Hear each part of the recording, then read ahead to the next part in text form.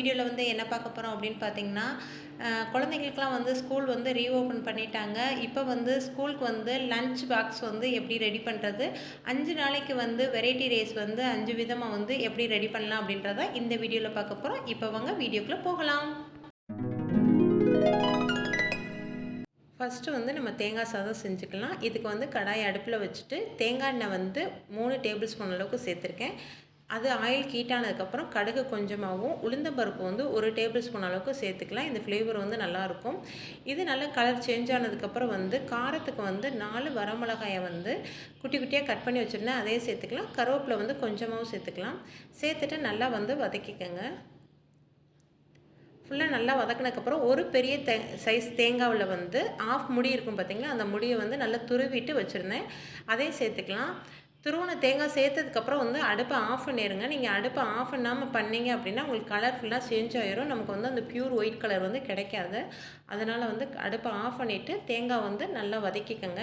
அதுக்கப்புறம் வந்து நான் 2 பேத்துக்கு அளவுக்கு வந்து ரைஸை வந்து தனியாக வந்து வடித்து எடுத்து வச்சுருந்தேன், அதையும் சேர்த்துக்கலாம். இப்போ சேர்த்துட்டு ஃபுல்லாத்தையும் நல்லா வந்து மிக்ஸ் பண்ணி விட்டுக்கலாம். நம்ம அடுப்பை ஆன் பண்ணவே கூடாது. நீங்கள் அடுப்பை ஆஃப் பண்ணிவிட்டு தான் வந்து ஆல்ரெடி நமக்கு வந்து ரைஸ் வந்து சூடாக தான் இருக்கும். அதனால் அடுப்பை ஆஃப் பண்ணிகிட்டே வந்து நல்லா கிளறிக்கங்க. ஃபைனலாக வந்து கொஞ்சமாக உப்பு சேர்த்துக்கலாம். நான் வந்து முன்னாடியே வந்து தேங்காய் சேர்க்கும் போது வந்து உப்பு சேர்க்க மறந்துட்டேன். அதனால் வந்து நான் சாதத்தில் வந்து உப்பு ஆல்ரெடி சேர்த்துருக்கேன். தேங்காய்க்கு மட்டும் வந்து உப்பு சேர்க்கல. அதனால் கொஞ்சமாக சேர்த்துட்டு கடைசியாக மல்லியில் சேர்த்துட்டு நல்லா வந்து கிளறி விட்டுக்கலாம். நம்ம கிளறி விட்டால் நமக்கு சுவையான தேங்காய் சாதம் ரெடி ஆயிரும். ரெண்டாவதாக வந்து லெமன் சாதம் செய்கிறதுக்கு வந்து ஒரு பாத்திரத்தை அடுப்பில் வச்சுருக்கேன். இதில் வந்து 5 டேபிள் ஸ்பூன் அளவுக்கு நல்லெண்ணெய் சேர்த்துக்கலாம். ஆயில் ஹீட் ஆனதுக்கப்புறம் கொஞ்சமாக கடுகும் 1 டேபிள் ஸ்பூன் அளவுக்கும் உளுந்தம்பருப்பும் சேர்த்துக்கலாம். இதை வந்து நல்லா கிளறி விட்டுட்டு 1 டேபிள் ஸ்பூன் அளவுக்கு வந்து கடலைப்பருப்பும் சேர்த்துக்கலாம். இந்த ஃப்ளேவர் வந்து உளுந்தம்பருப்பும் கடலைப்பருப்பும் வந்து நம்ம லெமன் சாதத்துக்கு நல்ல ஃப்ளேவர் கொடுக்கும், சூப்பராக இருக்கும். ஆனால் கருக விடாமல் மட்டும் வறுத்துக்கங்க. இதுக்கப்புறம் வந்து கொஞ்சமாக வந்து பெருங்காயத்தூள் சேர்த்துக்கலாம். நம்ம பெருங்காயத்தூள் சேர்த்துட்டு நல்லா வதக்கிட்டு வந்து கருவேப்பிலையும் சேர்த்துக்கங்க. கருவேப்பிலை சேர்த்ததுக்கப்புறம் வந்து காரத்துக்காக வந்து நான் 7 மிளகாயை வந்து 2 கட் பண்ணி அதையும் சேர்த்துக்கிறேன். உங்களோட காரத்துக்கு பார்த்து சேர்த்துக்கங்க. இதுக்கப்புறம் நிலக்கடலை வந்து ஒரு கைப்பிடி அளவுக்கு கொஞ்சமாக வந்து தோலை வந்து ரிமூவ் பண்ணிவிட்டு நான் சேர்த்துக்கிறேன். இது ஃப்ளேவர் நல்லாயிருக்கும். இதுக்கப்புறம் கொஞ்சமாக மஞ்சள் தூள் சேர்த்துட்டு அதுக்கப்புறம் வந்து அடுப்பை ஆஃப் பண்ணிடலாம். அடுப்பை ஆஃப் பண்ணதுக்கப்புறம் வந்து 2 லெமனை வந்து ஜூஸ் புழிஞ்சு வச்சுருந்தேன், அதையும் சேர்த்துக்கலாம். அடுப்பை ஆஃப் பண்ணிட்டு தான் வந்து லெமன் ஜூஸ் ஊற்றணும். இதுக்கப்புறம் வந்து இந்த லெமன் ஜூஸ்க்கு ஏற்ற மாதிரி வந்து கொஞ்சமாக உப்பு சேர்த்துக்கலாம். உப்பு சேர்த்துட்டு நல்லா மிக்ஸ் பண்ணி விட்டுட்டு நம்ம ஆல்ரெடி வந்து ப்ரிப்பேர் பண்ணி வச்சுருந்த சாதத்தில் வந்து இந்த இதை வந்து சேர்த்துக்கலாம். நம்ம சேர்த்துட்டு நல்லா வந்து கட்டி இல்லாமல் வந்து கிளறி விட்டுக்கோங்க. சாதம் வந்து கொஞ்சம் ஆறி இருந்தது அப்படின்னா கொஞ்சம் நல்லாயிருக்கும், ஃப்ரெஷ்ஷாகவும் இருக்கும். இப்போ வந்து நமக்கு சூப்பரான லெமன் சாதம் வந்து நமக்கு பர்ஃபெக்டாக ரெடி ஆயிடுச்சு.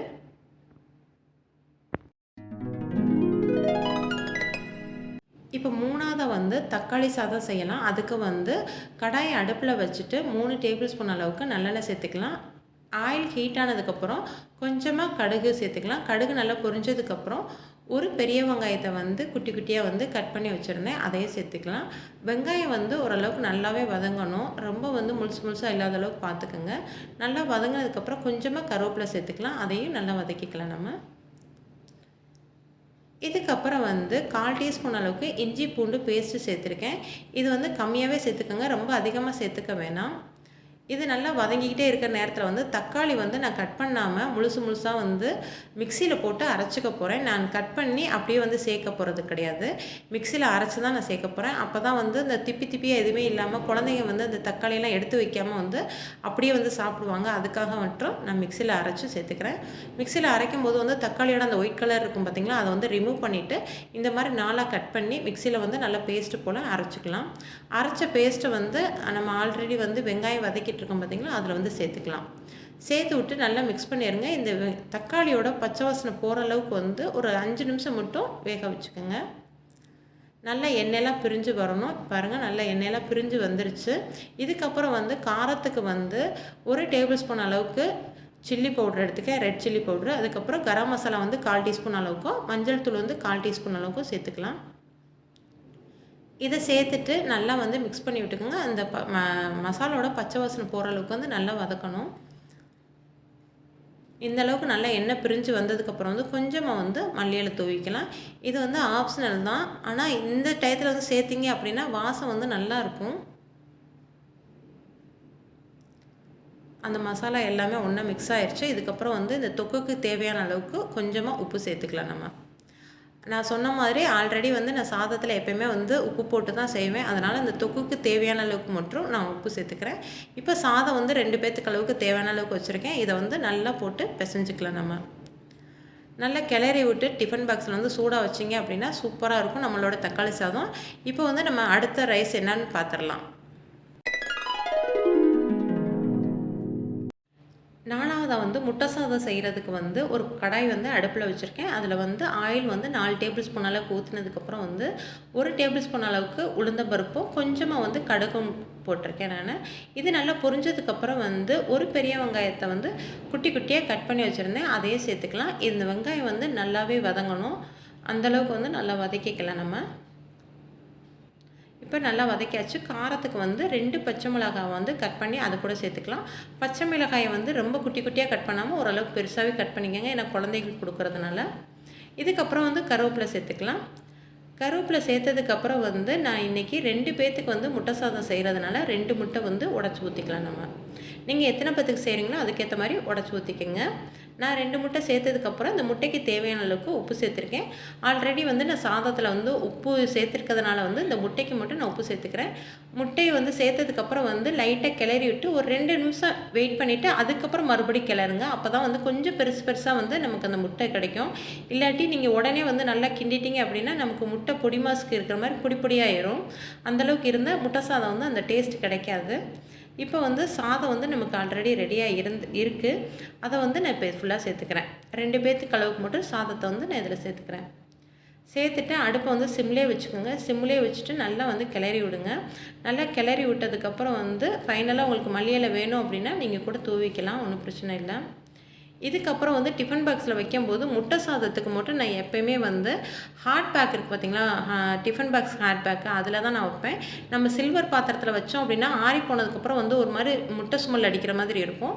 இந்த மாதிரி ஹாட் பேக்கில் வச்சிங்க அப்படின்னா உங்களுக்கு அந்த ஸ்மெல் எதுவும் இருக்காது, நல்லா ஃப்ரெஷ்ஷாகவே இருக்கும்.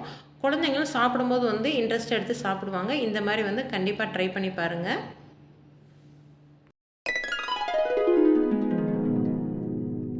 ஃபைனலாக வந்து தயிர் சாதம் ரெடி பண்ண போகிறோம். தயிர் சாதம் ரெடி பண்ணுறதுக்கு முன்னாடி வந்து ஒரு பவுலில் வந்து 200 கிராம் அளவுக்கு தயிர் எடுத்து வச்சுருக்கேன். இதை வந்து நல்லா பீட் பண்ணிக்கலாம். எதுக்காக இந்த மாதிரி பீட் பண்ணுறோம் அப்படின்னா நமக்கு வந்து நம்ம அப்படியே சேர்த்தோம் அப்படின்னா நமக்கு கட்டி கட்டியாக ஒரு மாதிரி தெரலாக இருக்கும். அதெல்லாம் இல்லாமல் இருக்கிறதுக்காக தான் இந்த மாதிரி பீட் பண்ணிக்கிறோம். அதுக்கப்புறம் வந்து ஒரு கடாய் வந்து அடுப்பில் வச்சுட்டு அதில் வந்து 4 டேபிள் ஸ்பூன் அளவுக்கு நல்லெண்ணெய் சேர்த்துக்கலாம்.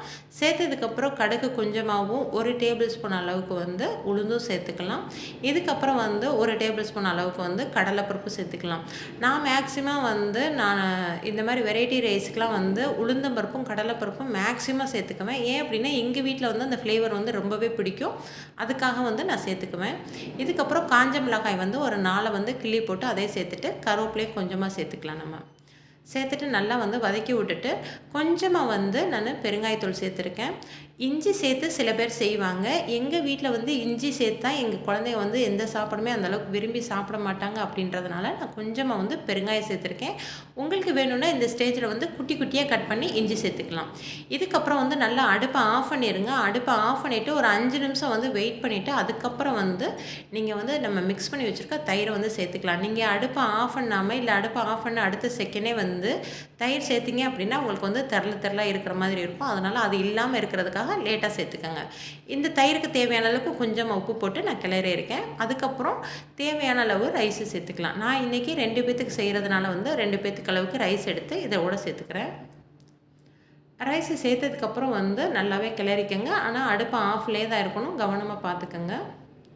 இதுக்கப்புறம் நான் என்ன பண்ண போகிறேன் அப்படின்னா தயிர் வந்து உங்களுக்கு புளிச்ச தயிராக இருந்தாலும் சரி, புளிக்காத தயிராக இருந்தாலும் சரி, நமக்கு வந்து மதியானத்தில் சாப்பிடும்போது வந்து எப்படியும் கண்டிப்பாக வந்து புளிச்சிரும். அதுக்காக அந்த புளிப்பு இல்லாமல் இருக்கிறதுக்காக 1 டம்ளர் அளவுக்கு காய்ச்சின பால் வந்து இது கூடவே சேர்த்துருக்கேன். அந்த ஃப்ளேவர் வந்து நல்லாயிருக்கும். உங்களுக்கு மதியானம் சாப்பிடும்போது ரொம்ப புளிக்காமல் கரெக்டாக இருக்கும். இந்த மாதிரி கண்டிப்பாக ட்ரை பண்ணி பாருங்கள் நீங்கள்.